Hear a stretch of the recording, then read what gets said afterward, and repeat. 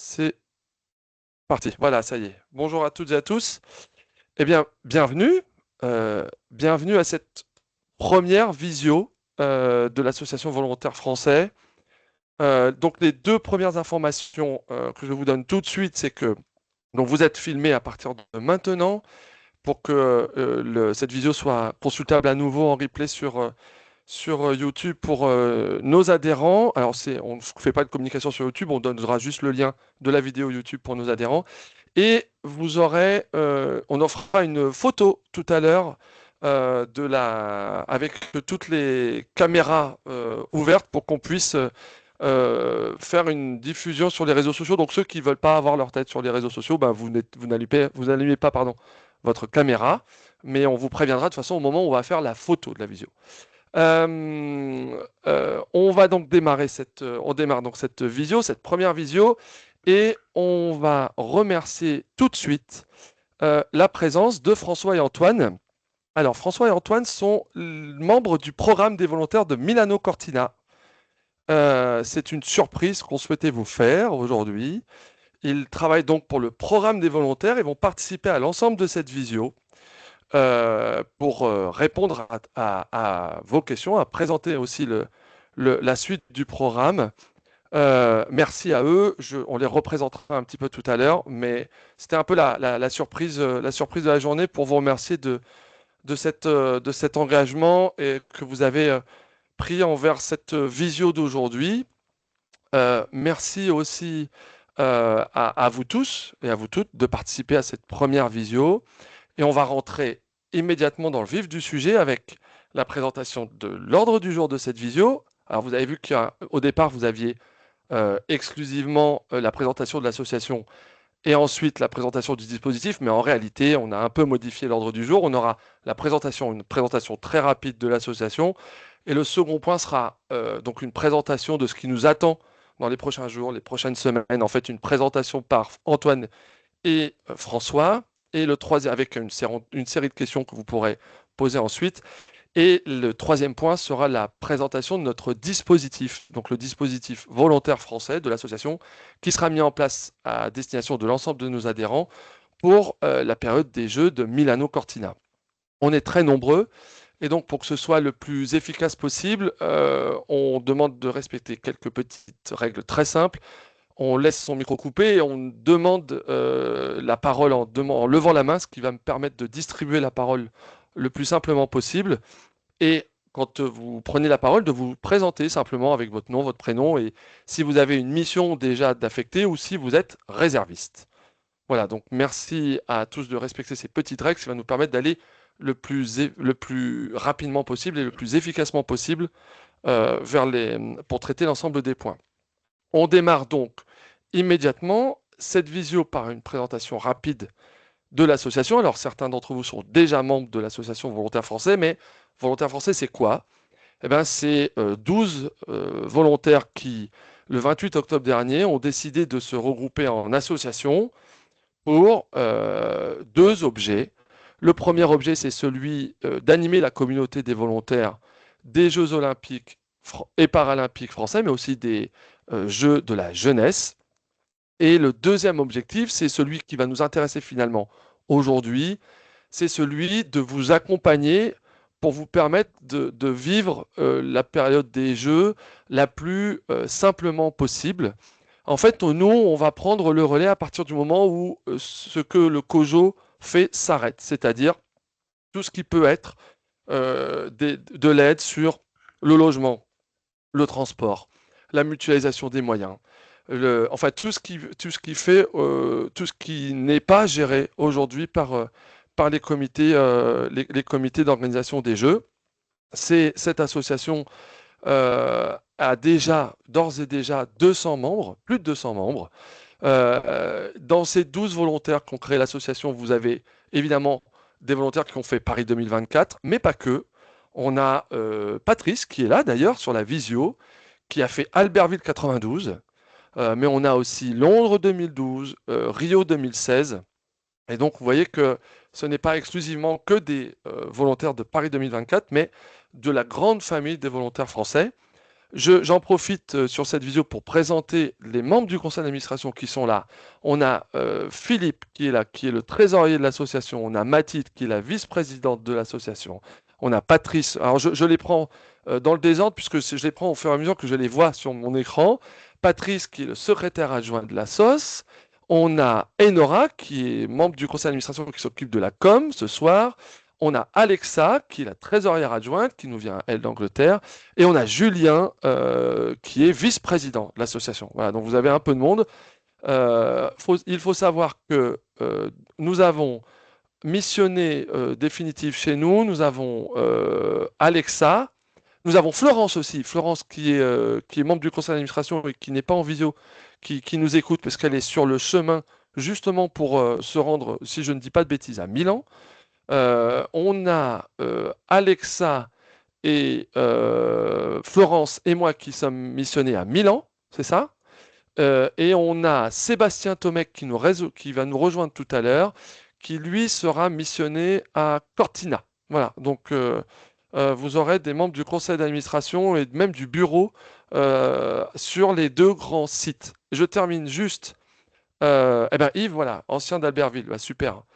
Dernière chose pour vous présenter rapidement cette assos.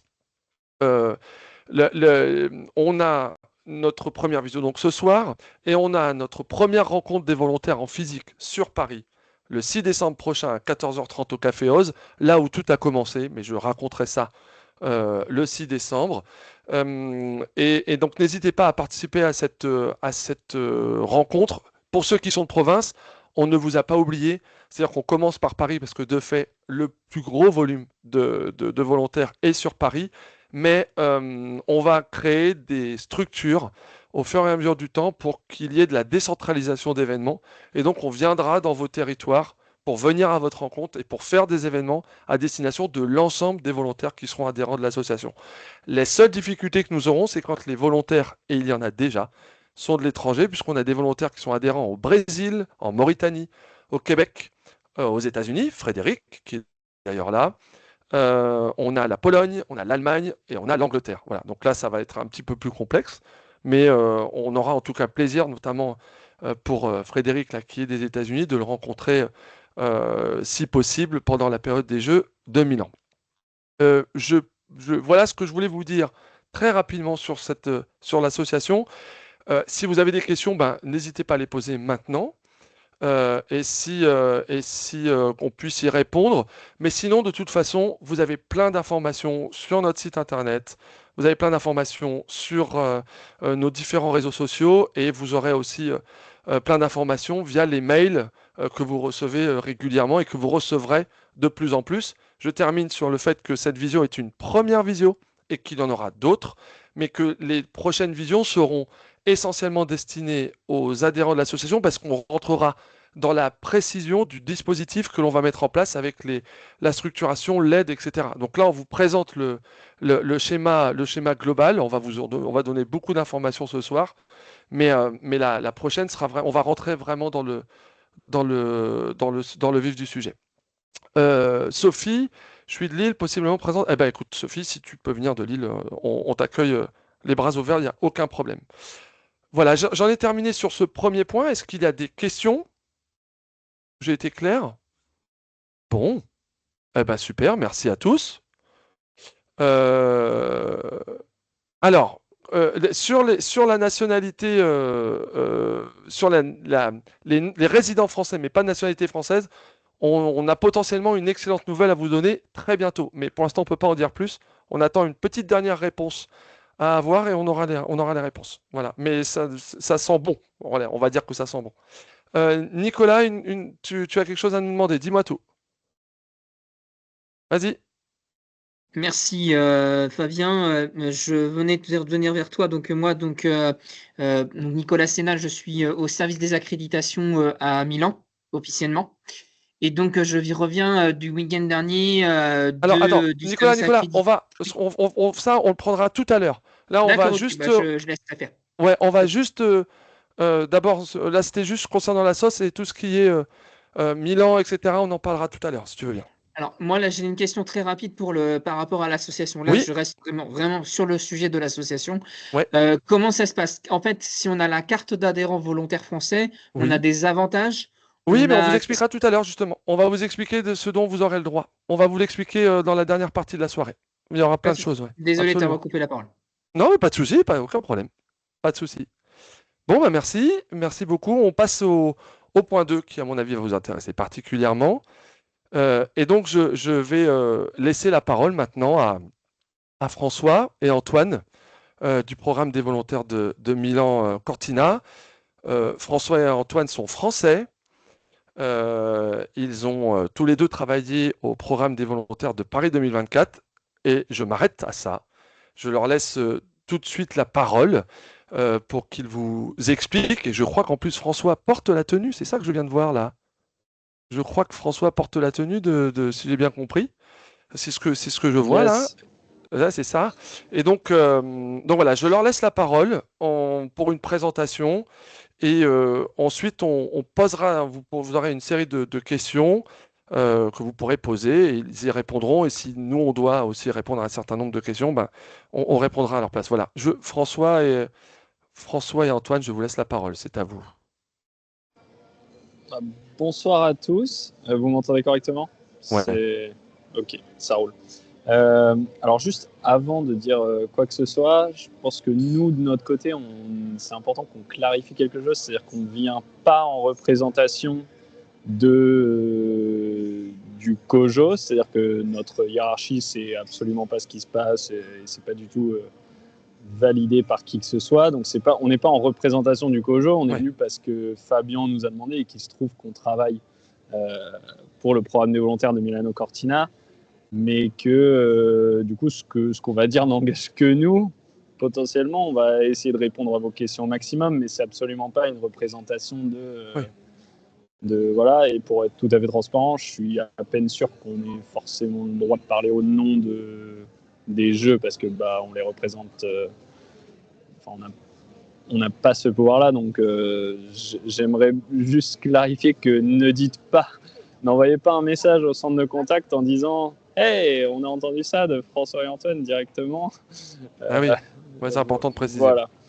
Juste voilà. Après, je sais pas exactement en termes de présentation.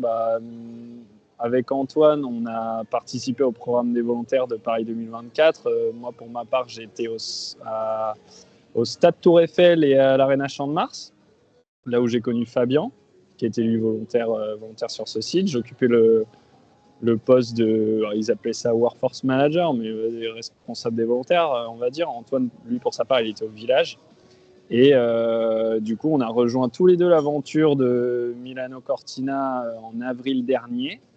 Et depuis, on travaille sur le programme. Donc voilà, je ne sais pas si j'ai fait, si c'était le rendu attendu, mais globalement, c'est à peu près ça. Donc on va pouvoir répondre à quelques interrogations que vous avez sûrement sur les prochaines étapes.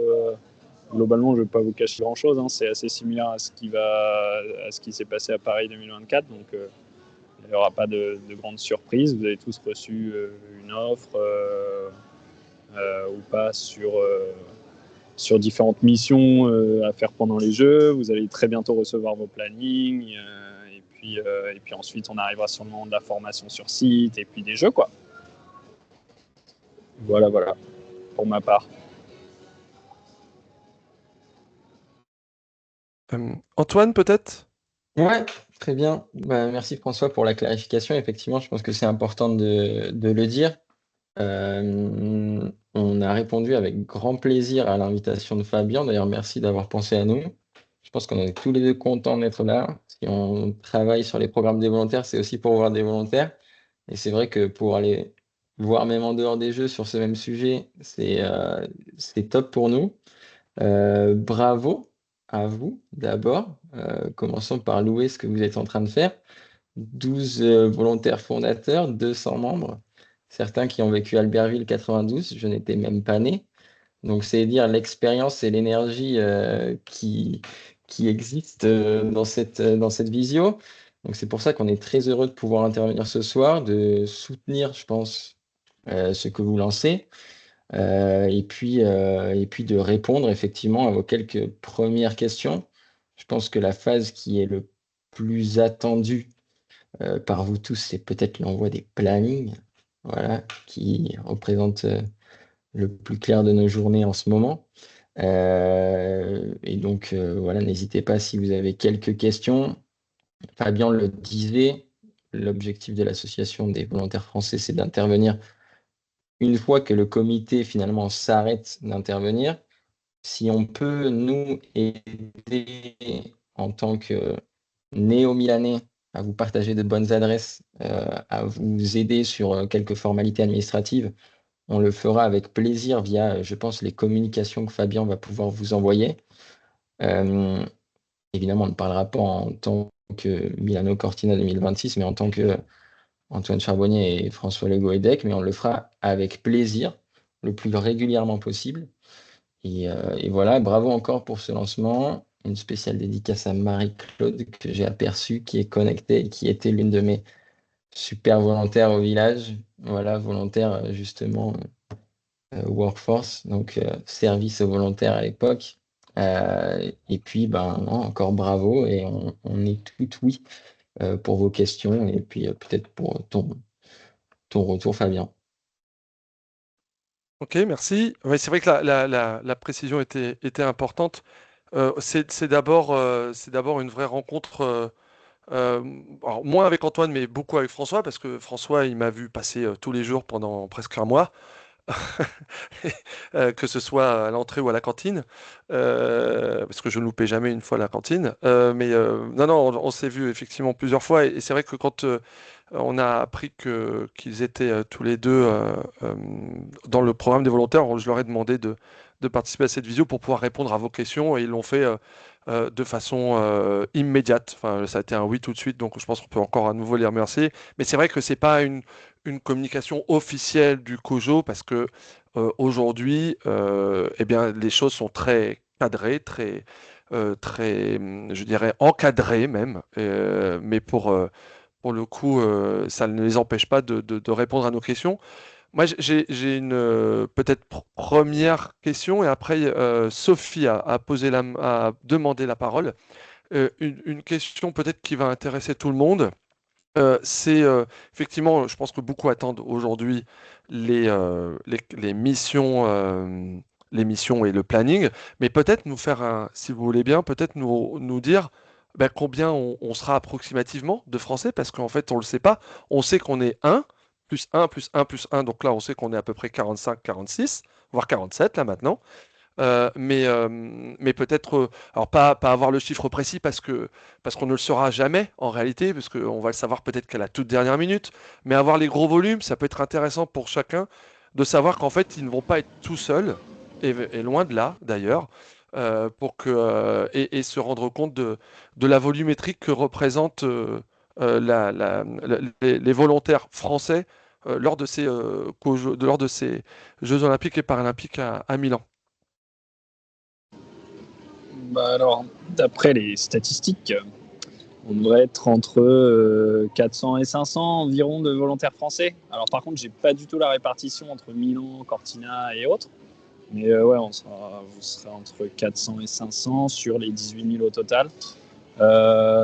J'ai pas la stat non plus, mais je pense pas trop me mouiller en disant que c'est le plus gros contingent hors italien. Ce serait la première délégation internationale. Moi, je vous donne juste un complément, parce que pour le coup, nous, on a réussi à faire un repérage en fait des volontaires français sur les différents sites. Et en fait, les deux gros sites aujourd'hui à plus de 40%. Donc nous, on a 130 noms. Voilà, aujourd'hui. Dans les 130 noms, on a 60% d'affectés et donc 40% de réservistes. Et sur les 60%, on a 40% sur Milan, on a 29% sur Cortina, et après le reste sont dispersés sur la totalité des autres sites. Voilà. Et avec un peu moins de 15% qui font et les Jeux olympiques et les Jeux paralympiques, on a 4% qui ne font que les paras. Et après, donc, le reste ne fait que les Olympiques. Donc, en fait, la majorité, en tout cas, des personnes que nous avons, nous, en correspondance, seront activées pendant la période des Olympiques. Voilà. Et c'est pour ça qu'on mettra en place des choses supplémentaires pour cela. Euh, Pas de souci, Odile, ben, on se reverra très vite. Je laisse la parole tout de suite à Sophie, qui a demandé la parole. Oui, bonsoir. Donc moi j'ai une ou deux questions, enfin ou précisions. En fait, moi je suis du coup réserviste. J'ai commencé à faire les formations. Donc j'ai su que j'étais réserviste, je pense il y a un petit peu plus d'un mois.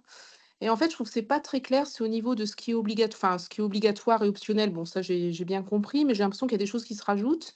Et j'ai eu un souci, ça, j'ai passé au moins trois quarts d'heure, si c'est pas plus, pour faire une formation. Et à la fin, j'ai eu un bug et je ne sais pas du tout si ça a marché, s'il faut que je la refasse. Enfin, vraiment, ça prend quand même. Enfin, j'ai vu passer que ça prend du temps. Alors parfois, mais j'ai réussi quand même à aller assez vite, voilà. Parce qu'il y a des choses assez simples, assez basiques. Mais il faut tout faire défiler aussi, donc ça prend forcément un minimum de temps. Et là, j'ai eu, 2 fois, pas pour la même formation, des bugs, mais vraiment à la fin. Alors je sais plus ce qui est écrit, voilà, du coup, je dois me déconnecter. Alors je le fais sur mon téléphone. Est-ce que c'est ça le souci? Voilà, donc je voulais savoir aussi, du coup, si on est un parce qu'il mettait j'ai vu passer aussi que c'était un mois par rapport à l'acceptation, le délai pour faire les formations, mais j'ai l'impression qu'il y a des choses qui se rajoutent, donc c'est un petit peu compliqué, je trouve. Alors j'ai téléchargé pas mal de certificats de formation, mais j'ai l'impression que c'est pas complet, ça c'est presque sûr, il m'en reste peut-être 2. Et du coup, je suis un peu inquiète parce que je me dis: «Bah, je suis en train de faire les choses», en me disant: «Bah, j'espère que, voilà, je vais savoir bientôt ou en tout cas pas la dernière minute que, voilà, que je vais pouvoir participer». Mais voilà, je voulais savoir un petit peu votre retour et s'il y a des conseils, à nous donner. Ouais, Merci. bien sûr, bien sûr. Merci Sophie pour ta question. Les formations obligatoires sont les formations santé-sécurité. Donc c'est 2 modules de formation, qui sont obligatoires puisqu'en fait, vous devez être, en possession de ce certificat pour accéder à un rôle de volontaire sur un site olympique et ou paralympique. Les autres formations, ne sont pas obligatoires. On vous recommande de les faire, puisqu'on ne les crée jamais pour rien. Mais, voilà, si vous devez prioriser quelque chose, donnez la priorité à ces formations santé et sécurité qui sont, pardon, les seules qui peuvent potentiellement vous empêcher d'accéder à votre mission de volontaire. Oh, d'accord, il faut que je recherche du coup les certificats que j'ai téléchargés, parce que là, je me souviens plus, moi j'en ai fait quand même largement plus que 2. Effectivement, je sais plus celle qui a buggé, si c'est, la sécurité, je sais plus. Je pense que ça date de la semaine dernière, mais bon, voilà, comme en général c'est fait en soirée, c'est pas forcément j'ai pas ça dans l'ordre. Mais du coup, j'espère que ça va pas me bloquer si jamais je suis un petit peu en retard par rapport à voilà, que ça va pas bloquer, si je l'ai fait là dans les 15 jours, si je m'organise un peu mieux. Non, non, non, Non? le tout, c'est vraiment de pouvoir les commencer. On est parfaitement conscient du nombre d'heures que cela représente pour, les volontaires de Milano Cortina de se former. Hem, Évidemment que si on avait pu réduire ce temps de formation obligatoire, on l'aurait réduit, puisque ça représente, il me semble 8 heures, de formation au total. Simplement, voilà, c'est une demande de l'État, c'est une certification à avoir pour pouvoir accéder à ces sites, heu, mais rassurez-vous, on ne va pas le couperet ne tombera pas net, si vous ne l'avez pas terminé. Heu, Évidemment, si vous pouvez le faire dans les temps, c'est mieux, mais si vous l'avez seulement commencé, je pense que quoi qu'il en soit, vous serez contacté par téléphone, avant, que toute action sur votre candidature soit effectuée. OK. Je Alors, vois qu'il y a pas mal de commentaires là, donc bon, ouais, effectivement, on pourra il y partager, aura un commentaire de toute façon d'Éric tout à l'heure, mais on va laisser la parole à Martine.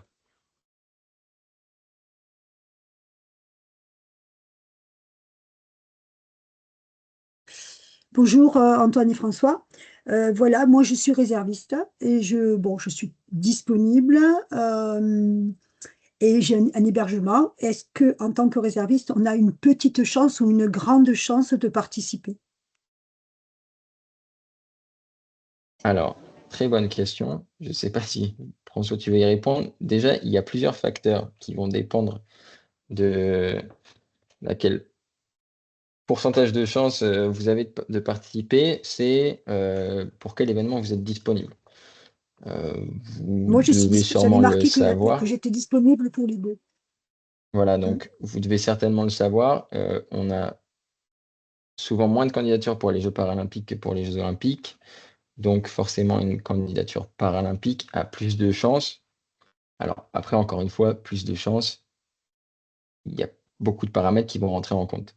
Viennent ensuite les paramètres que vous connaissez, que vous avez entendu moult fois si vous avez été volontaire à Paris 2024, de la disponibilité, des compétences linguistiques, etc., etc. Et ensuite, nouveauté hivernale, c'est finalement la localisation géographique. À Milan, forcément, nous avons reçu plus de candidatures que dans les montagnes, qui sont des régions moins accessibles et aussi dans lesquelles il est plus difficile pour les volontaires de se loger. Donc, si je devais finalement résumer, un candidat paralympique logé à Cortina aura, et là je prends juste statistiquement, on va dire, puisqu'il n'y a pas que des mathématiques qui rentrent en jeu dans la sélection des volontaires, plus de chances de recevoir une offre que une personne disponible pour les Jeux Olympiques à Milan. Voilà pour ce qui est de la réponse seulement mathématique. Maintenant, il y a aussi d'autres choses qui rentrent en jeu. Il y a des humains derrière les machines. Voilà, François et moi en faisons partie, mais on est évidemment accompagné d'autres personnes. Et donc, voilà, on ne peut pas donner une réponse en disant ah, bah, si vous êtes candidat volontaire paralympique à Cortina, vous allez recevoir une offre la semaine prochaine, tout comme on ne peut pas dire si vous êtes candidat pour les Jeux Olympiques à Milan, vous n'en recevrez pas. C'est un processus qui va être continu jusqu'à la fin de l'année. Je pense que l'envoi des plannings va coïncider avec le réveil de beaucoup de candidats qui somnolaient et qui finalement ne sont plus disponibles. Donc, on risque de devoir envoyer un certain nombre d'offres au moment de cet envoi des plannings. Et je pense que la tendance sera beaucoup plus claire à ce moment-là pour les réservistes. Oui, parce que quand on a fait l'entretien, en fait, on était 6 personnes, on n'a pas pu s'exprimer. Et moi, j'ai trouvé ça un peu regrettable parce qu'aux Jeux Olympiques à Paris 2024, j'ai fait plein de choses. euh, Plus la disponibilité, tout ça, on n'a même pas pu, je n'ai même pas pu dire ce que j'avais fait à Paris 2024. Parce que j'ai été au Stade de France, j'ai été au village olympique, je suis revenue pour les paras au Stade de France et au village olympique aussi. Et je n'ai même pas pu m'exprimer. Et c'est ça qui est regrettable, je trouve. Et du coup, je me reçois le truc réserviste. Donc, je me pose la question. Le rôle de réserviste, pardon. Alors, sur le pourquoi du comment du rôle de réserviste, déjà peut-être une clarification sur la façon dont on travaille sur ce programme des volontaires avec François. Le recrutement des volontaires a été géré en plusieurs étapes. Vous aviez donc ce qu'on appelle les recruteurs, qui étaient en fait euh, l'équivalent de ce que vous aviez peut-être à Paris 2024 comme centre de contact, qui effectuait aussi des entretiens. Donc là, effectivement, on a un premier filtre humain et on sait que par conséquent, ce filtre-là, bah, il va différer d'un humain à l'autre. Donc si votre expérience de l'entretien n'a pas été bonne, déjà nous, on en est vraiment désolé. La volonté de faire ces entretiens, c'était aussi justement d'avoir un premier contact humain pour le comité avec ses futurs volontaires. Et malheureusement, si le résultat n'était pas positif, c'est un peu dommage. Ensuite, sur votre expérience de Paris 2024, elle sera évidemment valorisée. Le fait que vous soyez logé aussi. Et on ne s'interdit pas avec François de faire un deuxième check de certaines candidatures pour voir effectivement si elles ne peuvent pas correspondre à un poste de volontaire, enfin un rôle de volontaire qui serait vacant aujourd'hui. Est-ce que je rebondis là-dessus, Antoine et François, euh, est-ce qu'il est peut-être intéressant pour vous, au titre du programme, que les volontaires qui sont vraiment enfin, qui souhaiteraient participer et qui sont réservistes, peut-être de renvoyer un mail, est-ce que ça vaut le coup ou pas de dire voilà, ben voilà, moi je suis réserviste, j'ai un logement, je suis dispo, y compris sur les paras, peut-être de refaire entre guillemets un refresh en disant bah voilà, j'existe toujours. Est-ce que ça peut être une bonne idée pour vous? Est-ce que vous pensez que ça peut être intéressant? Et dans ces cas-là, c'est peut-être Bien un sûr. conseil qu'on peut donner à tous ceux qui sont là ce soir et qui sont encore dans l'attente, peut-être? Complètement. Non, bien sûr. Complètement parce que, encore une fois, on vous l'a dit, les programmes des volontaires, c'est aussi beaucoup de candidats pour lesquels on a parfois du mal à choisir entre l'un ou l'autre, puisque nous, François et moi, ne vous avons pas rencontrés. Donc, évidemment que lorsqu'une personne se montre motivée, qu'elle prend la peine d'écrire au centre de contact, qu'elle nous partage le fait qu'elle est logée, qu'elle est engagée, nous, c'est quelque chose qu'on valorise le plus possible, puisque c'est aussi nous faciliter la tâche, finalement, que de dire, OK, si j'envoie une offre à cette personne, je suis certain, ou en tout cas dans la mesure du possible et des éventuels aléas, mais je suis certain que cette personne-là sera présente et effectuera sa mission de volontaire avec le sourire, plutôt que de devoir, en fonction de critères qui sont finalement un, un formulaire, sélectionner des personnes qui, entre-temps, pour des raisons diverses et variées, euh, ont pu se désengager du programme. Et du coup, l'adresse mail, c'est l'adresse générique, celle que l'on avait reçue, c'est de Tout à mémoire fait. team26@milanocortina.org, c'est ça? Quelque chose. J'ai plus le nom exact, mais je crois que c'est ça, hein, de mémoire. Je vais vérifier. milanocortina2026.org, oui, tout à fait. C'est ça, hein, team26@milanocortina.org. Voilà, vous avez l'adresse mail. Vous savez ce qu'il vous reste à faire. Prenez votre plume. Le conseil aussi à donner, c'est mettre j'allais dire l'idée rider, n'importe quoi, l'idée que vous avez obtenue quand vous avez passé votre premier entretien pour pouvoir le mettre. Voilà, je pense que ça peut être intéressant de le refaire. Voilà. Enfin, en tout cas, c'est le petit tips c'est le premier petit tip de la soirée. Tiens, on a sorti, ça, c'est intéressant. Julien?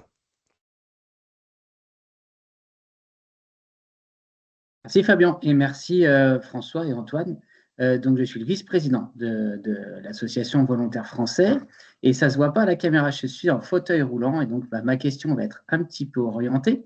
Est-ce que vous avez un petit peu des chiffres sur les candidatures des personnes en situation de handicap, tout handicap confondu, et est-ce qu'il y a un dispositif particulier qui a déjà été mis en place, que ce soit pour le recrutement ou pour l'aménagement des plannings, etc., à destination de ces personnes en situation de handicap? Déjà, bravo pour ce joli rôle au sein de l'association, Julien. Concernant les personnes en situation de handicap, Milano Cortina souhaite aussi pouvoir accueillir tous ses volontaires. Sur ce qui est de l'aménagement des missions, ça se fera après réception des calendriers. Alors, pour vous donner un peu plus d'informations là-dessus, vous serez amené ensuite à communiquer directement avec votre site, comme ça a pu être fait lors de Paris 2024. Et c'est à ce moment-là que le plus gros des adaptations de calendrier se fera. Pour ce qui est des missions, on a fait en sorte que la mission qui soit envoyée au volontaire corresponde à ce qu'il avait pu communiquer dans le formulaire. Pour les chiffres, on est en dessous des 6%, mais pour le coup, ne tapez pas tout de suite sur le comité. C'est la faute à un manque de candidatures, parce qu'en revanche, on a une personne qui est dédiée à l'étude de ces candidatures et qui donc y a apporté une attention particulière. Ouais. Bah, c'est très clair. Merci beaucoup pour cette réponse. Avec plaisir. Alain Pujol. Vous m'entendez? Oui, on t'entend, Oui, Alain. désolé, je suis dans un café, donc j'ai un peu de bruit derrière moi. J'espère que ça ne vous gêne pas. Moi, je souhaitais savoir, parce que j'ai beaucoup entendu parler des plannings. Est-ce que vous avez une idée de la fourchette enfin, quand est-ce que ça va arriver? C'était prévu, il me semble, pour le mois de novembre. C'est toujours le cas ou ça peut déborder sur décembre? Vous avez une idée de quand on va les recevoir? J'imagine que ça va être différent ça va se jouer de site en site et certains sites seront peut-être, les candidatures arriveront peut-être plus tôt, mais j'aimerais savoir, avoir une idée de quand attendre ce fameux planning qui finalement décide de beaucoup de choses. Très bientôt. Ah, d'accord. Non, mais globalement, les plannings vont être envoyés d'ici les 2 prochaines semaines. Voilà. Après, il y aura des échanges constants. Ça sera peut-être un peu plus tard pour certains, un peu plus tôt pour d'autres. Peut-être que ça débordera en décembre et puis après, ça sera des allers-retours, peut-être pour potentiels ajustements. Donc, ça ira jusqu'à assez tard. Mais la première vague d'envoi pour tout le monde, elle aura lieu dans les 2 prochaines semaines si tout se passe bien de notre côté, voire début décembre, mais ça ira pas au-delà. D'accord, merci. Et j'avais peut-être une deuxième question. Alors, c'était quoi ma deuxième question? J'ai oublié ma deuxième question. C'était lié. Écoutez, ça me reviendra peut-être plus tard, je vous recontacterai plus tard. J'avais une question qui était liée, il me semble. Bon, ça me revient pas. C'est pas grave. Je reviendrai vers vous. Alors, moi, Merci en tout cas. j'ai 2 questions par écrit. La première, c'est est-ce qu'il y aura un délai qui a été posé par Florence? Est-ce qu'il y aura un délai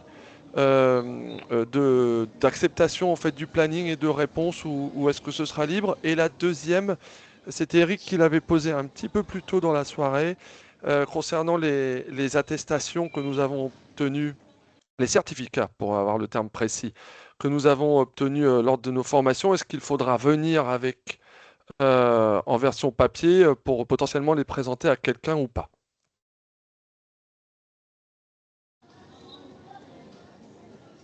Alors,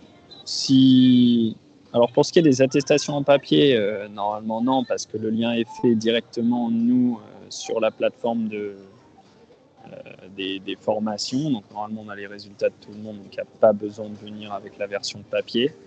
Donc ça, non. Puis de toute façon, en venant avec la version papier,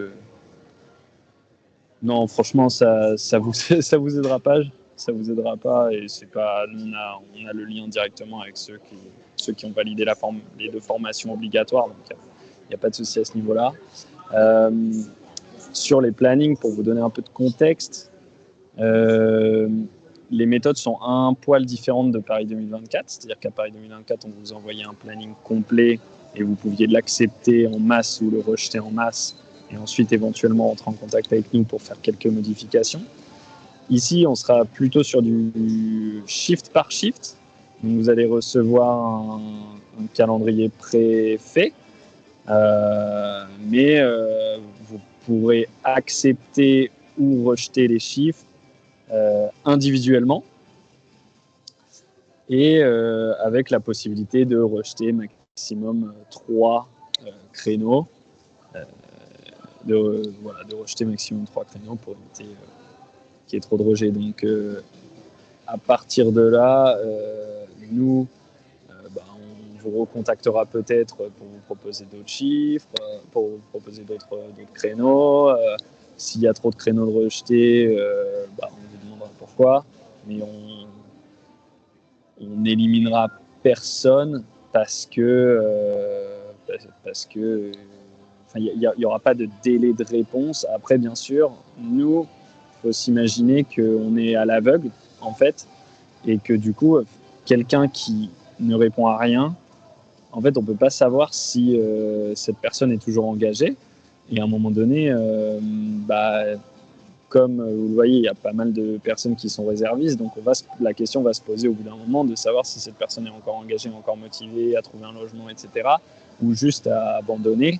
Et donc c'est possible que vous soyez contacté ou qu'au bout d'un délai raisonnable, mais qui est très long, hein, on ne va pas vous virer au bout de 10 jours, c'est vraiment pas ce qui va se passer.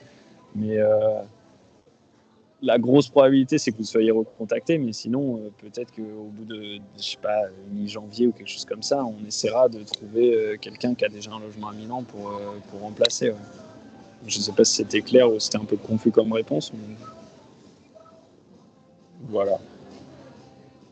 Non, ça paraît clair, c'est-à-dire qu'il y aura un délai, raisonnable pour que les uns et les autres puissent valider non pas la totalité du planning, mais shift par shift, ce qui est une différence par rapport à ce que ont pu connaître les volontaires de Paris 2024.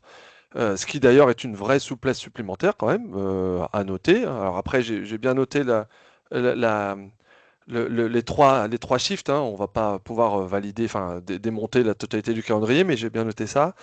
Et que à un moment donné, dans le cadre de la possibilité de s'organiser pour vous, à un moment donné où il faut effectivement les gens se répondent et se positionnent de façon définitive, mais que c'est pas sous huitaine, hein, et que avant que les gens soient je dirais, sorti du programme, il y a quand même un peu de délai, il y aura des contacts. Donc en fait, pas d'inquiétude. Les uns et les autres, on aura tous le temps de pouvoir, je dirais, adapter notre programme aussi à nos organisations personnelles. Je trouve que c'est plutôt une bonne chose pour nous. Et j'avais noté aussi quelque chose qui n'était pas. Si, je voulais peut-être une précision pour tout le monde. Il est aussi possible, mais je demande à François ou à Antoine de confirmer, mais euh, il est bien évident aussi, enfin, à mon avis, que les premiers qui auront leurs agendas, enfin, leur calendrier seront aussi ceux qui démarrent le plus tôt. C'est-à-dire que je pense par exemple notamment aux Paralympiques, il n'est pas certain qu'on ait, pour ceux qui ne font que les paras, la totalité de votre agenda à la fin du mois de novembre, puisqu'il y a quand même encore 15 jours de délai. Enfin, je pense que ça va aussi un peu fonctionner comme ça. Il y aura effectivement, enfin, je parle aussi sous le contrôle de Geoffrey et Nicolas qui sont déjà mobilisés dès le mois de janvier. Eux ont déjà eu leur planning parce que ils sont déjà mobilisés dès janvier pour la remise des uniformes, notamment pour Geoffrey. Donc voilà, enfin, je demande à ce que François ou Antoine précise bien ça, mais je pense que c'est une logique d'ailleurs un peu absolue pour le coup. Tout à fait. Bon, voilà, Tu as tout dit à notre place. Bon, j'ai pas dit de bêtises. Effectivement, la priorité est donnée aux Jeux Olympiques puisqu'ils commencent plus tôt, tout simplement. La priorité absolue est donnée au centre de distribution des uniformes et des accréditations puisqu'ils commencent encore plus tôt que les Jeux Olympiques. Ça ne veut pas dire que certaines personnes recevront leur planning paralympique avant qu'un autre reçoive son calendrier olympique, puisque il y a aussi certains calendriers qui sont plus faciles à faire que d'autres. Voilà, pour certaines positions, on a 4 volontaires, sur d'autres, on en a 400. Donc forcément, c'est pas le même travail derrière. Et il se peut qu'une personne qui ait à faire 2 plannings pour 4 personnes le fasse avant. Donc il faudra aussi prendre en compte la complexité de création de certains plannings. Donc si vous voyez un ami à vous qui reçoit son planning paralympique, ça pourrait d'ailleurs être votre cas. Si vous n'êtes pas mobilisé sur la même mission, vous pourriez recevoir un planning paralympique avant le planning olympique.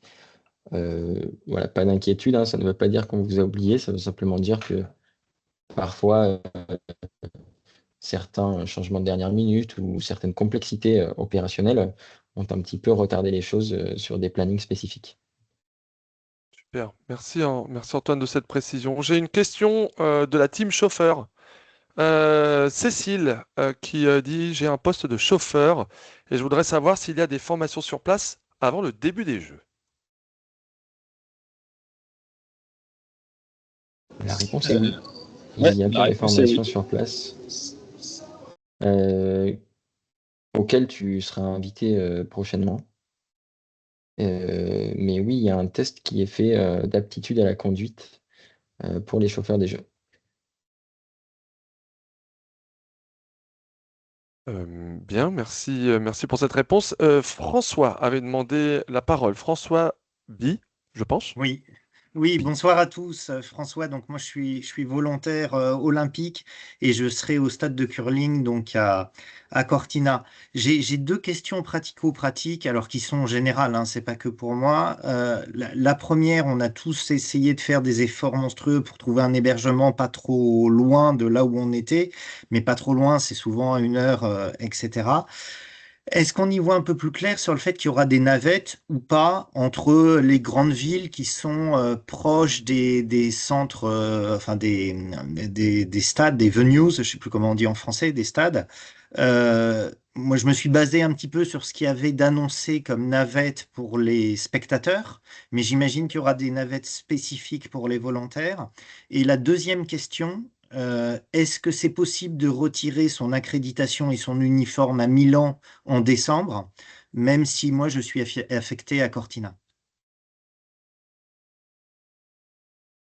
Merci. Voilà Alors, des questions pratico-pratiques. tout à fait. Déjà, François, félicitations pour cette affectation. Ton référent volontaire te satisfera, j'espère, puisque ce sera moi. Super, super. Donc, on devrait ne pas avoir trop de difficultés à communiquer. Ensuite, pour ce qui est des transports, c'est la question du moment. Le comité est parfaitement conscient des difficultés de loger tout le monde sur place. Des navettes sont mises en place pour les spectateurs. Euh, le niveau de service des navettes à destination de la workforce, donc staff Milano Cortina et volontaire Milano Cortina, est en cours de définition, mais c'est une information qu'on communiquera évidemment aux volontaires le plus vite possible pour qu'ils puissent évidemment s'organiser. Mais la jonction montagne pleine, on va dire, est identifiée. Je ne peux pas répondre à la place des équipes de transport parce qu'elles sont toujours sur le dossier. Mais voilà, on sait que c'est une problématique qui va se présenter pour beaucoup de personnes et on va vous la communiquer le plus vite possible, cette réponse. Ensuite, tu avais une deuxième question, il me semble. Oui, c'était est-ce qu'on peut retirer son accréditation et son uniforme? Donc moi j'ai l'opportunité de venir sur Milan. Je crois que la distribution commence début décembre, si elle n'a pas déjà commencé. Est-ce que c'est possible pour moi qui suis affecté à Cortina de profiter d'un déplacement à Milan, on va dire le 15 décembre, pour retirer l'accréditation et l'uniforme, plutôt que d'attendre le dernier moment, la veille par exemple, de ma venue ou de mon premier jour à Cortina? Alors pour cela, ce qui est prévu pour les volontaires de Cortina, c'est de le récupérer à Cortina. Donc pour créer une exception, la démarche, c'est d'écrire au centre de contact en les sollicitant, en leur expliquant ta situation, en leur indiquant le fait que tu seras présent à Milan à la date qui t'arrange et de leur demander si tu ne peux pas plutôt récupérer ton uniforme à ce moment-là. Parce que tu ne pourras pas seulement te présenter au centre d'uniforme et d'accréditation et demander un uniforme si tu n'as pas prévenu à l'avance. D'accord, donc c'est géré par Donc exception et soumis à acceptation préalable. voilà exactement. Mais donc si tu le sais dès aujourd'hui, je t'invite à écrire dès maintenant pour pouvoir faire en sorte que cela puisse être possible. Est-ce que ça le sera? Je suis incapable de te le dire parce que les opérations d'uniforme et d'accréditation ne sont absolument pas les miennes. Maintenant, voilà, s'il y a d'autres personnes aussi aujourd'hui qui sont dans ce cas, pour avoir une réponse la plus claire possible, le mieux c'est d'écrire au centre de contact qui pourra ensuite solliciter une réponse en interne. D'accord, merci beaucoup. Avec plaisir, François. Alors, Nicolas avait demandé la parole et ensuite Geoffrey. Oui, merci. Donc merci ouais, par rapport au planning. Donc moi de mon côté, comme je vous l'ai dit, moi de mon côté, j'avais proposé à François d'être disponible parce que c'était toi mon responsable, si je ne me trompe pas, quand on s'est vu à Milan avec Geoffrey. De toute façon, concrètement, pour l'hébergement, c'est en cours aussi, ce qu'on m'avait proposé.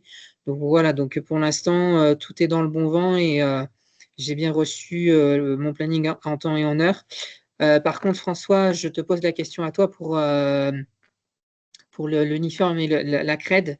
Il faut que je redescende en décembre au pied gardement pour récupérer mon accréditation ou est-ce qu'il faut que j'attende parce que tu m'as mis le 12 et est-ce qu'il faut que j'arrive avant officiellement pour aller récupérer comme le cas qui a été posé à l'instant pour Milan en ce sens. Voilà, je voulais savoir ta question. Merci.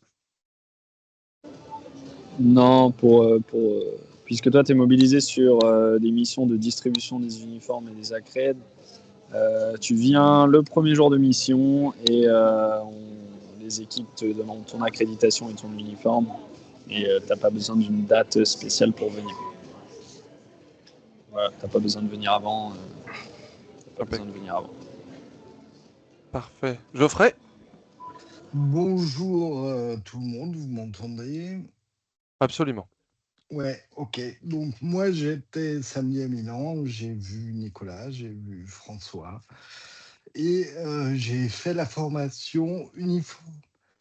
Et j'ai eu des infos plutôt précises de mes managers que j'ai partagées également sur le groupe Facebook.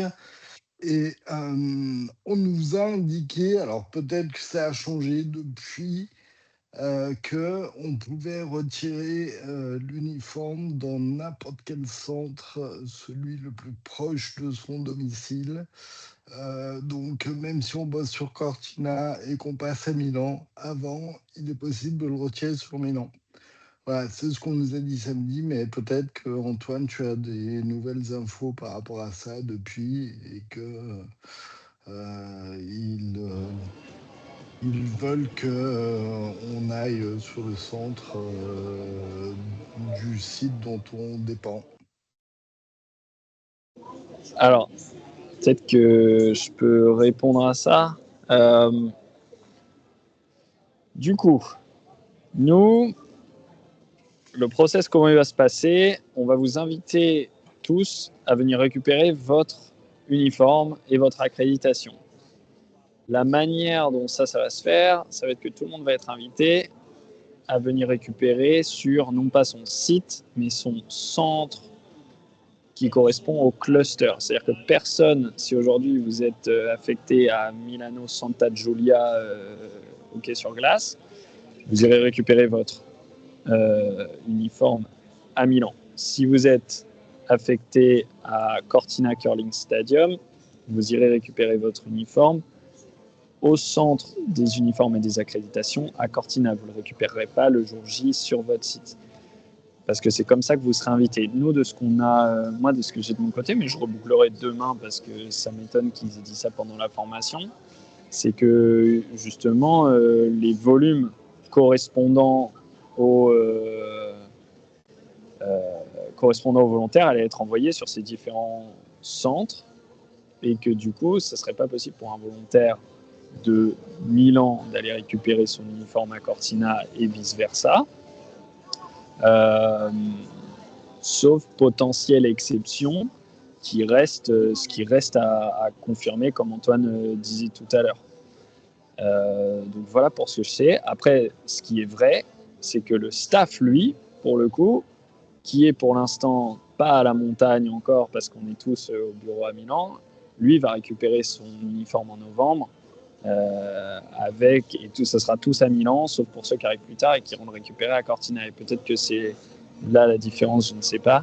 Mais en tout cas, je vais reboucler dès demain, puisque moi je suis sur le centre des uniformes à accréditation, pour avoir une confirmation. Mais a priori, des infos qu'on a, c'est que tous les uniformes seraient récupérés dans le cluster correspondant à la mission de la personne, pour les volontaires. Ok. Donc, en résumé, pour rebondir sur ce que vient de dire François, François va récupérer l'information et je pense que le mieux, ce serait qu'on te la transmette, Fabien, pour que tu puisses ensuite la transmettre à nouveau à tous tes Ouais. membres. Comme ça, il y aura une information qui sera la même pour tout le monde et donc pour toutes les personnes qui seraient concernées par cette récupération d'uniforme ou d'accréditation dans un autre cluster, donc dans un autre centre que celui à proximité de leur site, vous saurez si c'est possible ou s'il faudra envoyer un mail au préalable. Ça marche. Je ferai ça. Enfin, on attendra le retour votre retour et on enverra une information carrée sur ce sujet qui reste encore finalement un peu à préciser. J'ai une question de Florence, parce que j'avais vu ta question, Eric, mais tu as eu la réponse dans la présentation, enfin dans la discussion qu'on vient d'avoir. Florence demande pour le rôle de la famille olympique, est-ce qu'il y a une possibilité de devoir conduire ou pas du tout? Ou est-ce que ce sera la responsabilité d'un chauffeur? Et la deuxième question qu'elle pose, c'est concernant les retards, concernant, pardon, les missions tardives et notamment le fait de rentrer très, très, très, très tard. Quid du retour pour les volontaires, notamment, dont les femmes? Est-ce qu'il y a des choses déjà de prévues sur ce sujet-là? Et je continue de regarder les questions.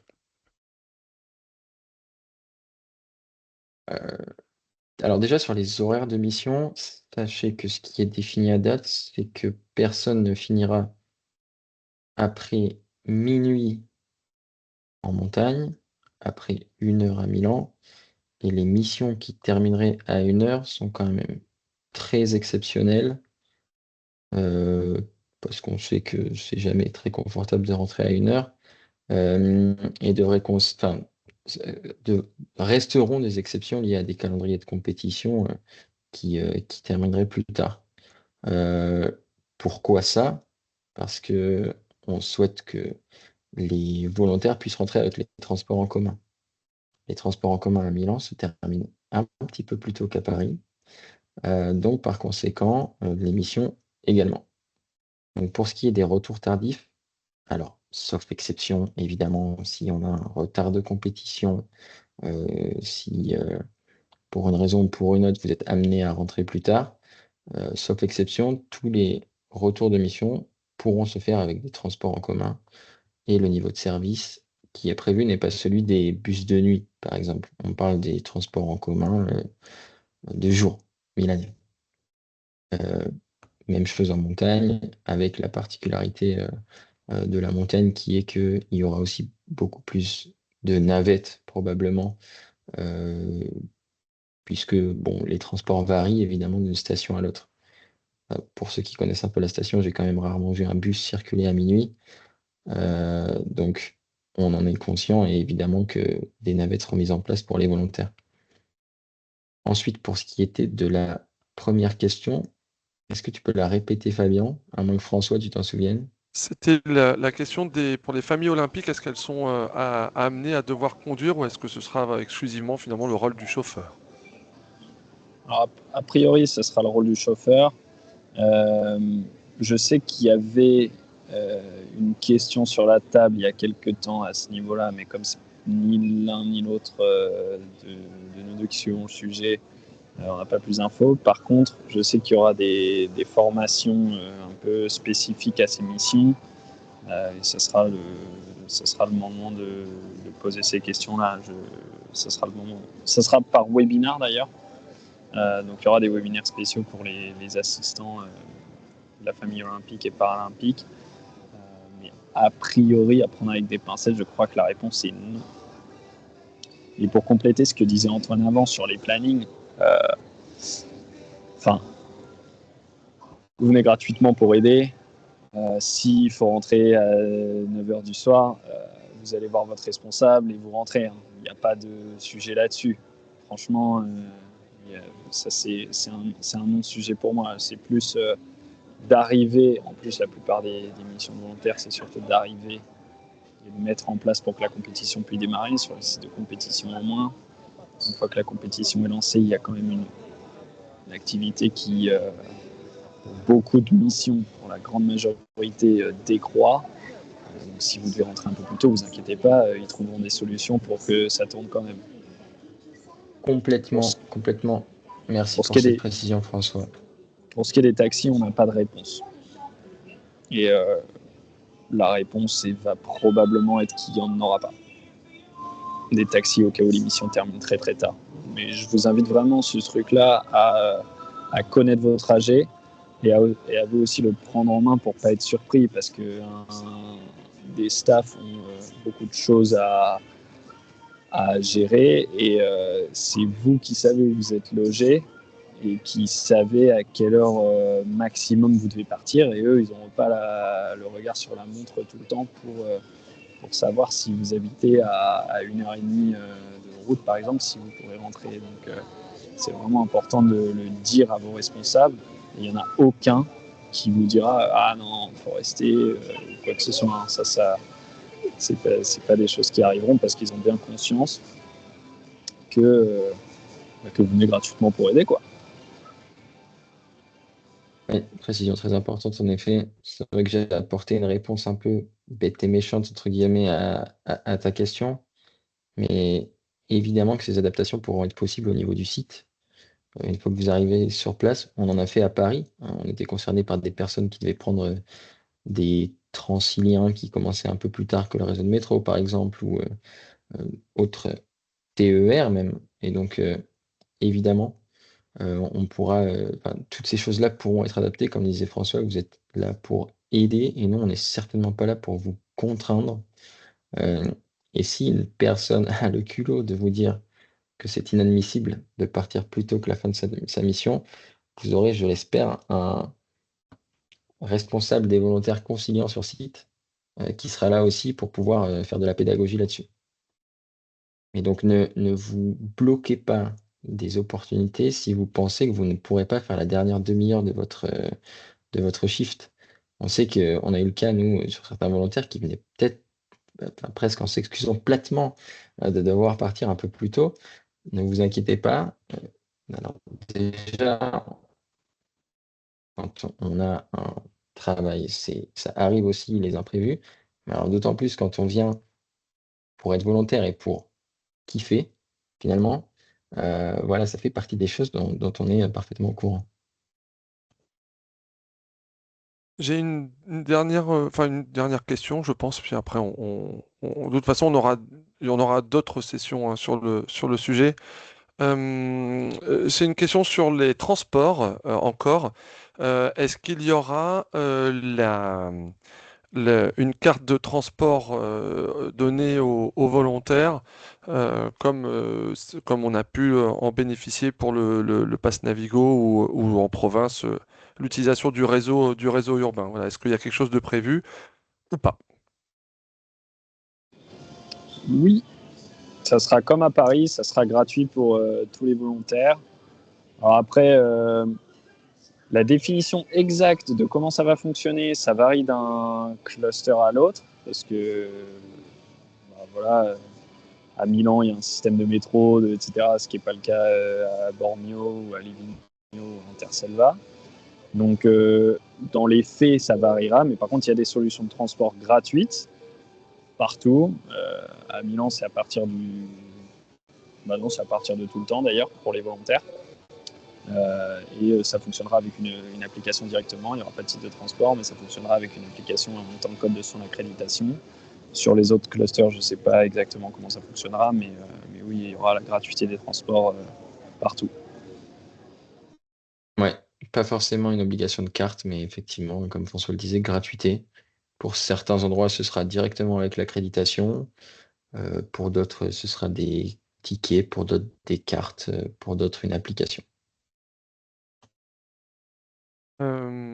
Ok, de toute façon, sur ce sujet de la mobilité, nous, on prendra aussi avec vous le relais, on fera des précisions. De toute façon, c'est logique en France, à Paris 2024, la proposition d'offre de gratuité des transports était différente que vous étiez à Bordeaux, à Paris, à Nantes ou à Marseille, parce que les réseaux sont pas les mêmes, et d'ailleurs les environnements sont pas les mêmes. IDF Mobilité a un cercle beaucoup plus large que ne l'a la RTM à Marseille. Et donc, du coup, il y a des adaptations de fait et je vois pas pourquoi en Italie ce serait pas la même chose. Donc, mais nous, on prendra le relais. C'est-à-dire là, pour le coup, je m'adresse à vous, volontaires. On va travailler aussi, c'est tout l'objet de notre assos, c'est de travailler avec le comité pour avoir des informations les plus précises et vous les donner dès qu'on aura des certitudes. Parce qu'en fait, l'idée, c'est de ne pas vous inonder d'informations en permanence avec à vérifier ou peut-être mais plutôt de vous donner vraiment les informations de façon ferme et définitive et ce sera plus simple. Dernière question concernant le logement, mais je pense que là, on a déjà un peu la réponse. Est-ce qu'il y a des gymnases de prévus? Enfin, il y a beaucoup de choses autour du logement. Est-ce qu'il y a eu des réflexions de fait de la part du comité d'organisation sur les logements? Puisque c'est vrai, pour le coup, que là, on est face à une vraie difficulté de logement. Et avant de répondre à cette question, on a bien pris en compte aussi la demande d'Eric. Ça fera partie de l'information complète sur quels sont exactement les sites sur lesquels nous pourrons aller récupérer nos uniformes. Voilà, on fera une information très complète sur un certain nombre de points, récupération des uniformes et des accréditations, la démarche exacte, puisque donc François et Antoine vont revérifier vers nous, et puis ensuite on aura un gros travail à vous présenter sur la question de la mobilité, de quoi on aura le droit, à quoi on aura le droit et quel format sur les différents sites. Voilà, donc ça prendra un petit peu de temps parce que pour l'instant on ne l'a pas, mais on s'engage à le faire auprès de vous. Voilà, je laisse la parole à François et Antoine pour le logement, même si je pense avoir déjà une partie de la réponse.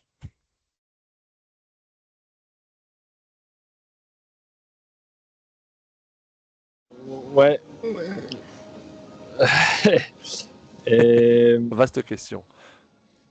non, vaste question, peu de réponses du côté du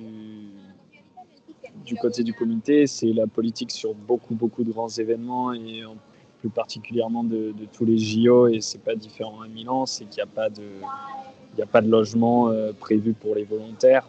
Le seul endroit où il y a une réflexion qui a été menée, c'est sur Livigno, parce que pour le coup, là, il y a vraiment une quasi-impossibilité de s'y loger. J'ai pas plus de détails, mais les personnes concernées par des missions à Livigno normalement ont déjà été contactées le cas échéant.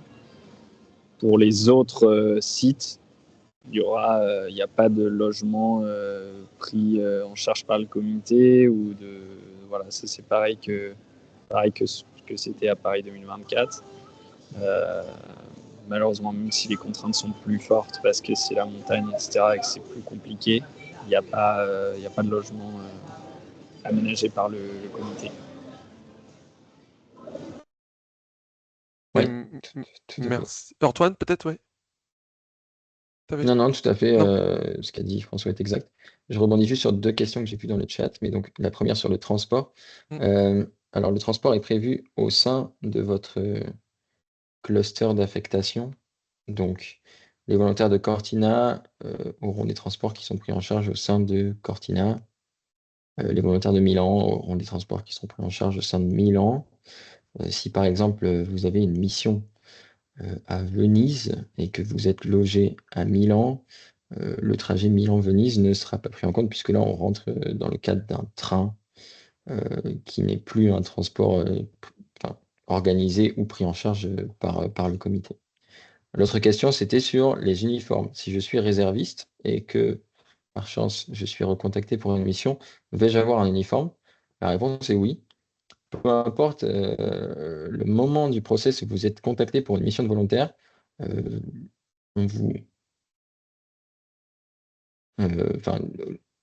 aussi bien que vous aurez une accréditation, finalement, vous aurez un uniforme. Voilà, c'est obligatoire aussi pour pouvoir réaliser votre mission de volontaire. Donc oui, vous aurez un uniforme si vous êtes contacté pour une mission.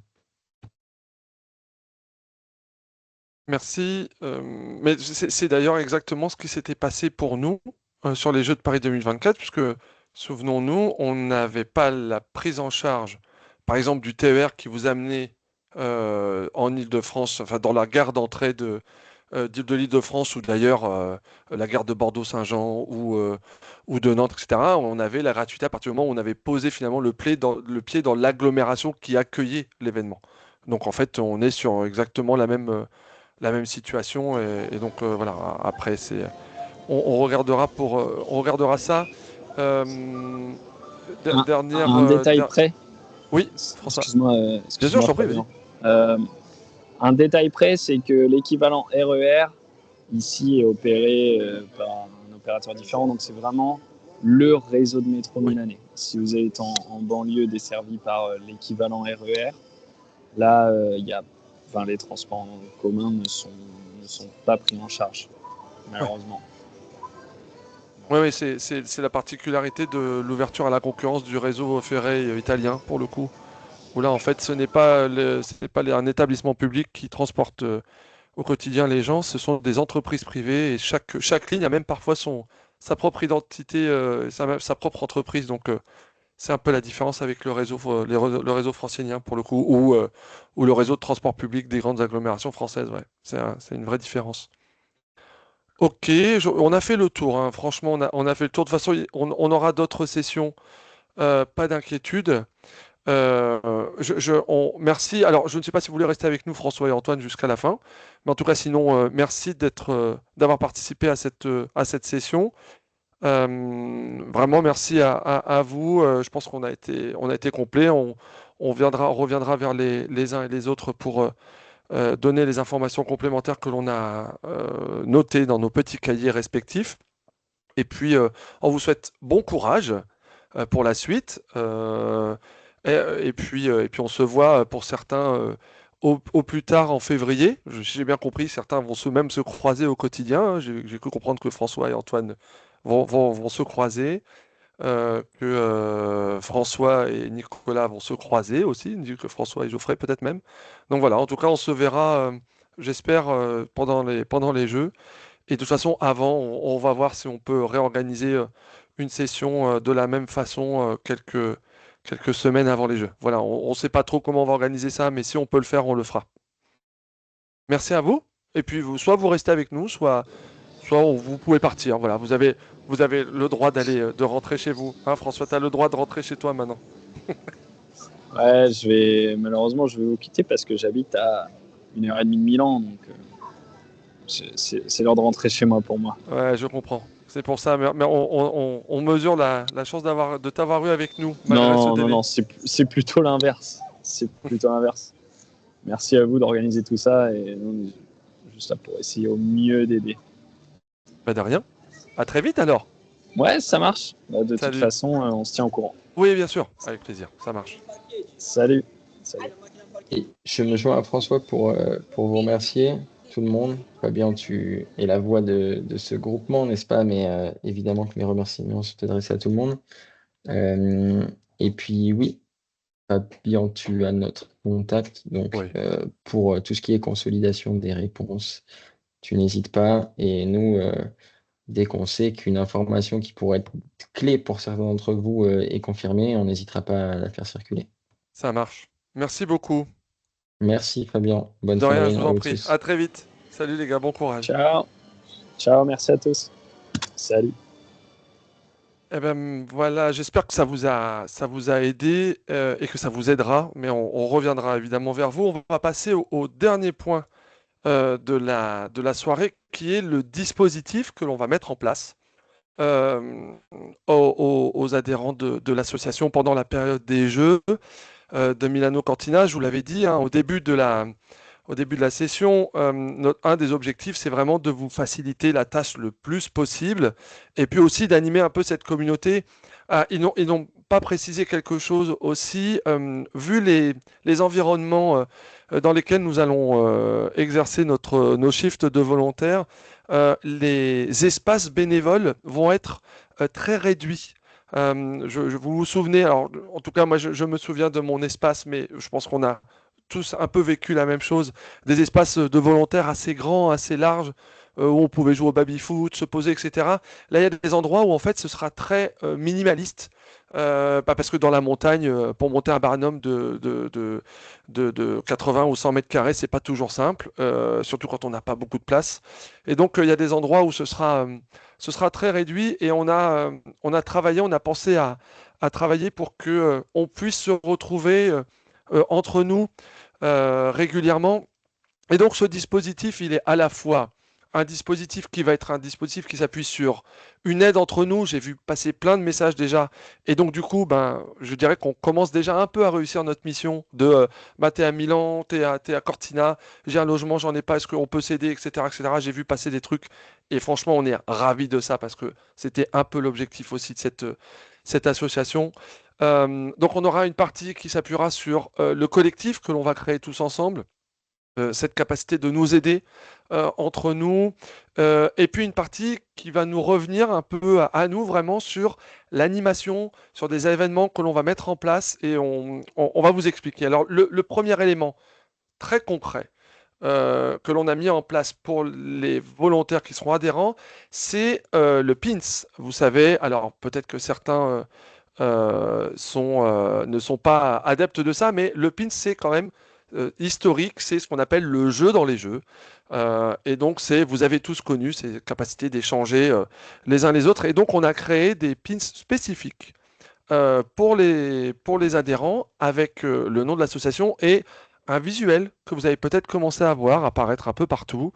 Et vous verrez d'ailleurs que si vous êtes adhérent, vous allez avoir la possibilité d'acheter le pins de Paris 2024, puisqu'on a une créa qui va, au fur et à mesure des années, créer les pins les uns après les autres pour chaque édition et qui vont, au fur et à mesure, pouvoir s'emboîter et faire à la fin voilà, un peu une mosaïque de ces pins. Enfin, vous verrez, on les reçoit la semaine prochaine, vous les avez déjà un peu en visuel sur notre boutique. Mais vous verrez que quand on va les avoir en vrai, je pense que ça va énormément vous plaire et vous aurez la possibilité d'en acheter. On a fait le moins cher possible, mais voilà, il faut quand même nous le payer et ça vous permettra de pouvoir les échanger. Et en plus, vous aurez vraiment, enfin, ce ne sont pas des pins qui seront ouverts à tous. On a vu passer plein de choses. Il y a plein de pays. Et je sais qu'il y a une volontaire qui a décidé de faire des pins pour la terre entière. Là, nous, on aura vraiment notre pins spécifique volontaire français. Donc ça, c'est un truc un peu sympa que vous aurez en possibilité. Le deuxième élément, c'est celui de la mise en place d'une boucle qui va être une boucle WhatsApp spécialement dédiée aux adhérents de la SOS, dans lequel on aura la totalité des adhérents et ce sera là-dessus que l'on pourra aussi s'appuyer, avoir une réactivité immédiate. Ce n'est pas une boucle qui sera pour le coup descendante, comme il y a la boucle déjà à destination des adhérents, où ce ne sont que nous qui donnons les informations. Là, ce sera une boucle d'échange, parce que quand on a un problème, eh bien, il faut être en capacité de travailler sur l'immédiateté.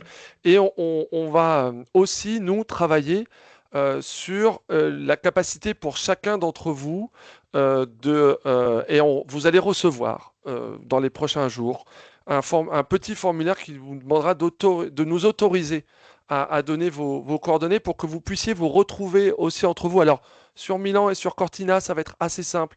Il va y avoir des événements particuliers, etc. Là où ça va se compliquer, c'est évidemment sur les sites un peu plus petits, où il y aura moins de volontaires et donc moins de représentants français.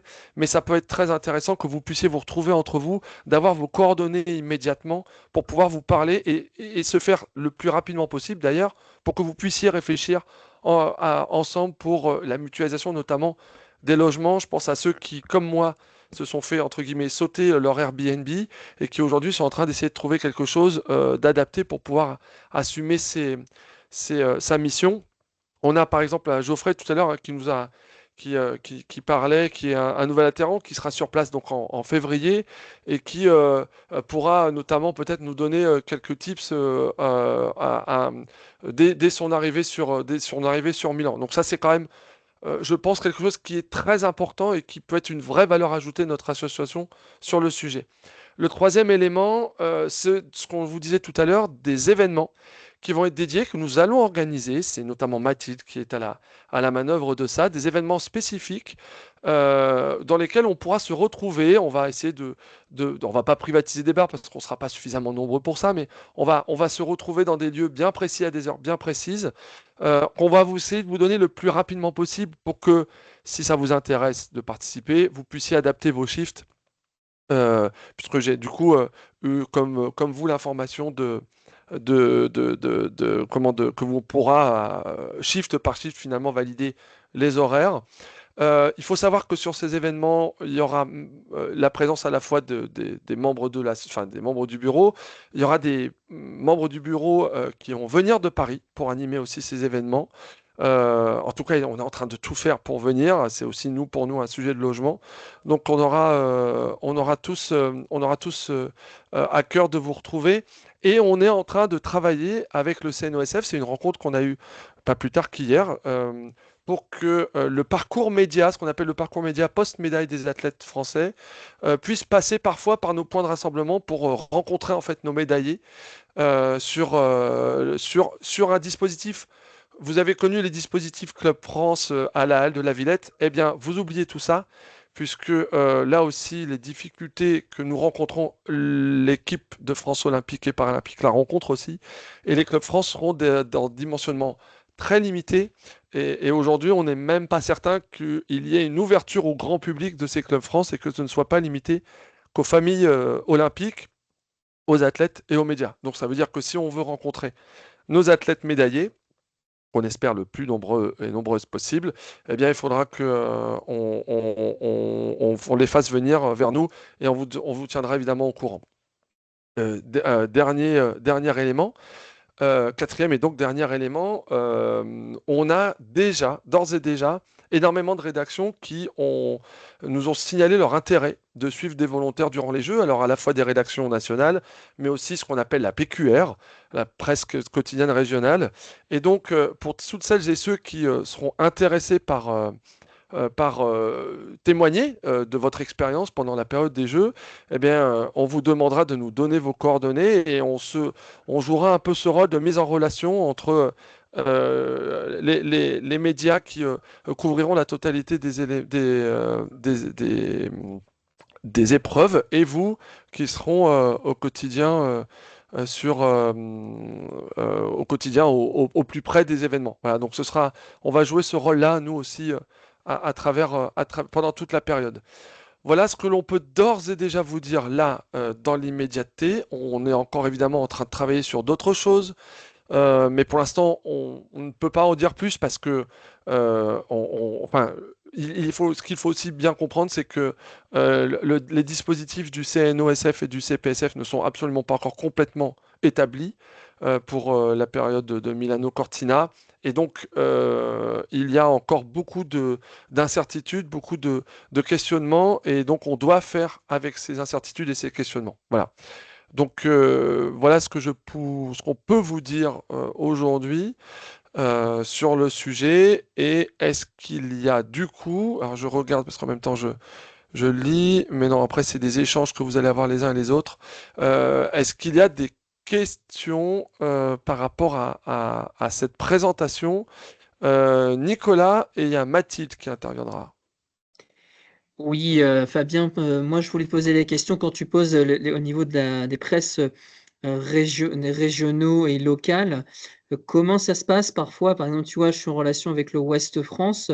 Est-ce que tu te dis, ben voilà, je suis volontaire pour les JO, mais j'ai la sensation que quand tu contactes les presses, il faut que ce soit une action 100% localisée et il faut pas que ce soit, ils sont pas du tout intéressés. Il faut que ce soit une action de presse qui s'est passée. Par exemple, si c'est un événement qui reste à Angers, eh ben, il faut que ce soit l'article presse restera sur Angers, mais pas au-delà des frontières en fait. Et je voulais savoir comment ça se passe exactement en ce sens. C'est ça qui est important. D'accord. En fait, et oui, Enora, on fait la photo juste après, promis. Et ben, d'ailleurs, si vous voulez, on peut la faire tout de suite. Enora, est-ce que tu es prête pour la photo? Attendez, Enora me dit oui. Pendant que j'explique, on peut faire la photo. Pour le coup, nous, notre rôle, ce ne sera pas que vous contactiez vos organes de presse que vous connaissez. Et si vous voulez le faire, faites-le, il n'y a aucun sujet.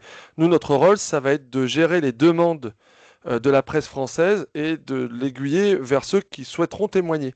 Et donc, effectivement, si alors, ça peut peut-être aussi marcher pour les étrangers, hein, Frédéric, je ne sais pas. Je ne sais pas si on ira jusque-là.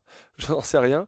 Mais en tout cas, l'objectif, c'est de pouvoir vous donner une possibilité de vous de vous faire connaître. Enfin voilà, c'est aussi un peu, c'est votre engagement et donc ça peut être très intéressant pour vous. Mais nous, on aura finalement, pour faire très concrètement, une demande d'un média. Je cherche un volontaire qui est basé à Lyon. Est-ce que vous avez ça? Oui, dans notre groupe, on a ça. Et si vous nous donnez votre autorisation, alors, parce qu'en plus, il y a la presse papier, la presse radio, la presse télévisée. Par exemple, vous pouvez peut-être accepter de témoigner pour du papier et de la radio et pas nécessairement de la télé. Donc, on vous demandera tout ça. Nous, on a un peu l'habitude de gérer ça pour un certain nombre d'entre nous en termes professionnels et on vous mettra en relation avec ceux qui voudront bien le faire. Voilà, tout simplement, ce sera très simple. Après, chacun fait ce qu'il veut le moment venu s'il a besoin. Il y a une question avant que je te donne la parole, Mathilde, il y a une question pour faire un groupe sur le covoiturage. En fait, ce que l'on va faire là, c'est que pour celles et ceux qui sont déjà adhérents, on vous a déjà proposé de venir dans le groupe WhatsApp. Donc ça déjà, pour ceux qui le sont, venez. Ceux qui ne l'ont pas encore fait, faites-le. Parce que déjà, ça, pour ceux qui ne sont pas encore adhérents, ben, on vous invite à venir. Je pense que ça peut valoir le coup de le faire. Et ça, tout ce qui est groupe pour le covoiturage, etc., on va justement travailler sur tout ça. Voilà, il va y avoir plein de choses qui vont être faites. En fait, en réalité, pour l'instant, on a du mal à organiser les choses parce qu'on ne sait pas qui et où, entre guillemets. Donc, difficile de faire du covoiturage à Bordeaux si on a une personne qui est de Bordeaux. Voilà. Par contre, si on sait qu'on a 3 ou 4 volontaires qui partent de Bordeaux ou de sa région proche, ça, effectivement, on aura tout intérêt à pourquoi pas organiser quelque chose et mutualiser les coûts. En fait, la question aujourd'hui, c'est combien nous allons être dans ce groupe. Tout à l'heure, vous avez entendu, hein, on est un peu plus entre 450 et 500 Français. L'objectif aussi, c'est que vous puissiez en parler autour de vous pour que ce groupe, plus le groupe sera conséquent et plus la mutualisation des moyens sera conséquente. Donc ça va être hyper intéressant de continuer de développer ça. Et donc voilà, oui, il y aura des possibilités de groupe sur les recherches de faire des colloques sur Milan, etc. De toute façon, on va scinder les informations et vous allez avoir tout ce dont vous aurez besoin. Voilà, on voulait vous présenter en fait le dispositif et là maintenant le dispositif, vous allez voir qu'il va se mettre en place très rapidement et sur un certain nombre de points. Je pense notamment au logement et à la mobilité, le cas pour la suite. J'ai vu. Oui, donc Mathilde. Oui, Fabien. Donc, bonsoir à tous. Pour ceux qui sont arrivés un peu en retard, donc Mathilde, je suis la vice-présidente et je m'occupe notamment aussi de tout ce qui est événement. Et ce que j'aimerais, c'est que ceux qui sont à alors je suis désolée, je n'ai pas l'accent italien. Je vois que vous êtes déjà 4, alors c'est ce qui paraît beaucoup pour un petit groupe d'une quarantaine de personnes. Revenez vers moi parce que ceux qui connaissent et tout ça, on essaiera quand même si nous on ne pourra pas se déplacer là-bas, d'organiser un ou deux trucs pour vous là-bas. Voilà. Donc c'est juste pour, si vous savez que vous êtes plusieurs, n'hésitez pas à nous signaler et nous on espère mettre des choses en place. Donc, le fait de savoir qu'il y a plusieurs personnes, plusieurs adhérents sur certains sites, voilà, ça nous motive encore plus d'aller chercher ce type d'informations. Voilà. Et puis, sinon, bon courage à tous. Normalement, j'essaierai de venir à Milan pour vous organiser tout ça. Voilà. Alors, il y avait Cécile et ensuite Kirsten qui avait posé Cécile avait demandé la parole, je crois. Mais elle a baissé la main, alors je ne sais pas si c'est le cas, si elle est partie ou pas. Bon, Kirsten, et bien, et ensuite Cécile. Allez, Kirsten et ensuite Cécile. Elle est revenue, Cécile. Kirsten? Alors, Cécile, finalement. J'ai pas de chance. Si, ça y est. Cécile? On t'entend pas, Cécile.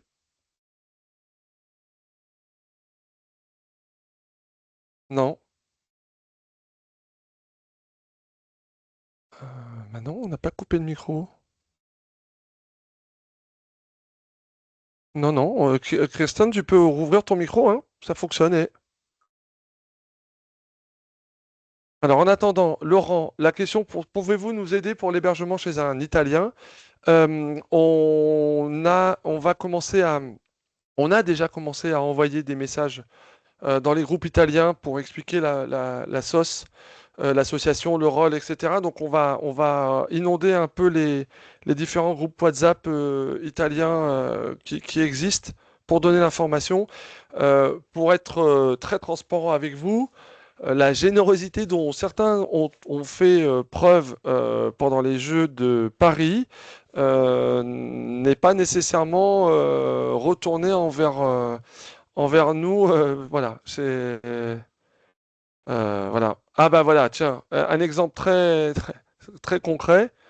Kirsten vient de voir à l'instant un rôle. Voilà. Donc bravo, bah bienvenue Kirsten, voilà, qui était réserviste et qui vient d'avoir un rôle à l'instant. Ah bah, voyez-vous, comme quoi ça peut tomber à tout moment. Super.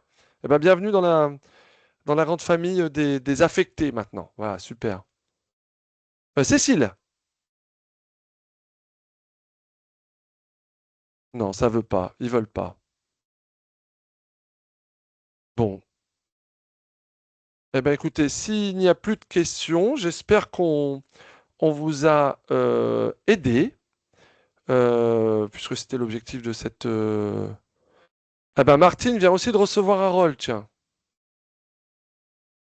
Voyez-vous. Voilà. Est-ce qu'il y a une cause à effet avec les gens que nous avons vus aujourd'hui? Point d'interrogation. Nous ne le saurons pas. Mais en tout cas, la bonne nouvelle, c'est que deux membres de cette vision ont obtenu des rôles. Voilà. Bah, ça, c'est une excellente nouvelle, dites donc. Voilà. Bah, c'est très bien. Parfait. On arrive on commence à assumer notre rôle. C'est très bien. C'est très chouette. Super. Joseph, peut-être une dernière. Oh là.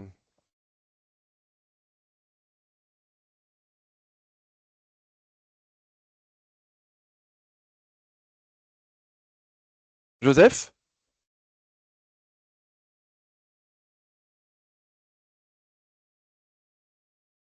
Non, bah, pourtant, normalement, les micros peuvent être réactivés, hein.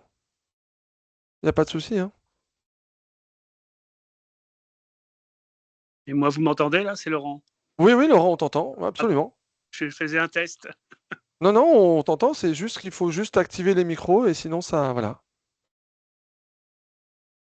Bien. Eh ben, écoutez, la photo a été prise, Enora. Est-ce qu'on est bon sur la photo? Oui, on est bon sur la photo. Magnifique. Vous serez demain sur nos différents réseaux sociaux. Euh, il me reste donc à. On avait dit 21h30, il est 21h40, on est quand même pas mal, faut être honnête. Voilà, on est plutôt pas mal. Merci à vous. Je terminerai juste quand même pour une précision. Ce qui est en train d'être fait là, parce que je l'avais noté, et c'est pas anodin quand même. Ce qui est en train d'être fait là et ce qui a été fait pour vous, c'est une première mondiale. Ça peut paraître un peu pompeux comme ça, mais ça n'existe nulle part dans aucun pays que des volontaires ont pris en main la charge de vous aider et de nous aider tous ensemble et de créer ce collectif. L'histoire des volontaires des Jeux avait vu tenter un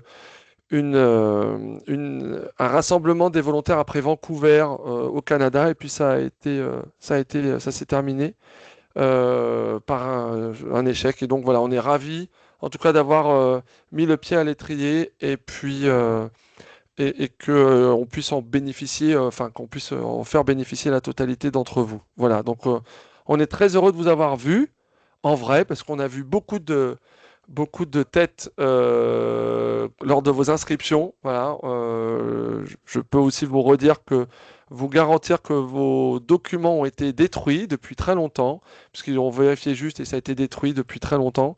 Donc voilà, c'est vrai que pour certains, vous avez des têtes beaucoup plus souriantes que sur les documents que vous nous avez envoyés. C'était le petit clin d'œil de fin de journée. En tout cas, merci beaucoup. Excuse-moi, Fabien. Oui, Je suis désolé. oui, Robert. Oui, c'est Yves. Hein. Ah, Bon, je pardon, sais, parce j'ai que c'est deux écrit prénoms. Robert, donc c'est pour ça. Alors, Yves intitulé Ouais, Robert, du coup. ouais, je suis tombé en fait sur votre groupe par hasard en faisant des recherches sur les réseaux sociaux. Oui. Je suis un ancien volontaire d'Albertville 92. J'avais même fait connaissance à l'époque au CESI de la Stefania Belmondo, la super championne italienne de ski de fond. Bon, j'ai fait des demandes pour le logement, entre autres, si elle pouvait m'aider. Bon, elle m'a répondu gentiment, mais j'ai bien compris que ça l'embêtait un petit peu de répondre pour ça. Ben, en tout cas, je voulais vous féliciter pour ce groupe. Grâce à vous, je me sens beaucoup moins seul parce que là, je commençais à partir un peu en galère dans tous les sens. Et vraiment, du fond du cœur, merci. Et ce groupe, il est formidable. Je vais donner tout ce que je peux donner pour ce groupe. Je suis retraité, donc j'ai du temps à passer pour ça. L'histoire des pins, j'avais envoyé des photos sur Facebook Ouais, j'ai de vu. ce qui avait été fait par les Scandinaves et puis les Anglais pour les JO de Paris, où j'ai été aussi au Stade de France. Et pour info, j'ai fait les JO comme volontaire toujours des petits pays d'Europe. Je ne sais pas si les gens connaissent ça. C'était en Andorre au mois de mai. Bon, j'ai une sœur qui habite là-bas, donc elle a pu m'héberger. Mais c'était formidable, quoi, parce que même il y avait Thomas Bach qui était venu pour la cérémonie. J'ai même eu le privilège de faire un petit selfie avec lui quand il est venu manger à la cantine. Enfin bref, c'était une expérience géniale et c'est tous les 2 ans. On peut faire carrément les jeux comme volontaire chaque année, en fait, entre l'alternance hiver-été et puis l'histoire des petits pays d'Europe, c'est tous les 2 ans. Donc, dans 2 ans, ça sera en 2027, ça sera à Monaco pour information. Je pourrais vous donner des informations, j'ai des contacts. Eh ben, Voilà. génial. Super. Et je rajoute nous allons travailler, on commence déjà à travailler sur le programme des volontaires des Jeux Olympiques de la jeunesse qui auront lieu à Dakar en 2026 au mois de novembre-décembre. Voilà, donc Voilà.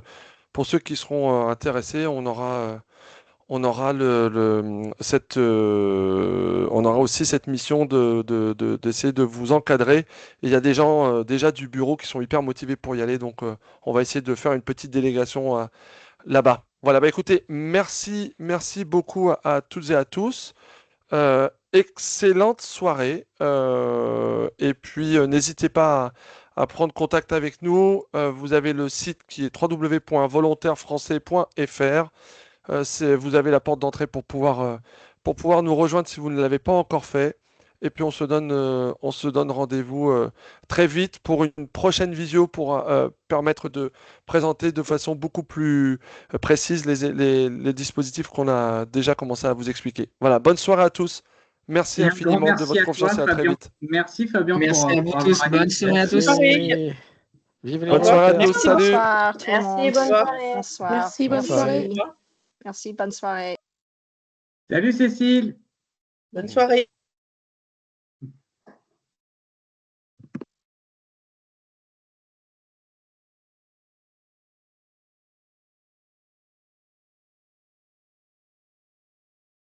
Sì, buonasera.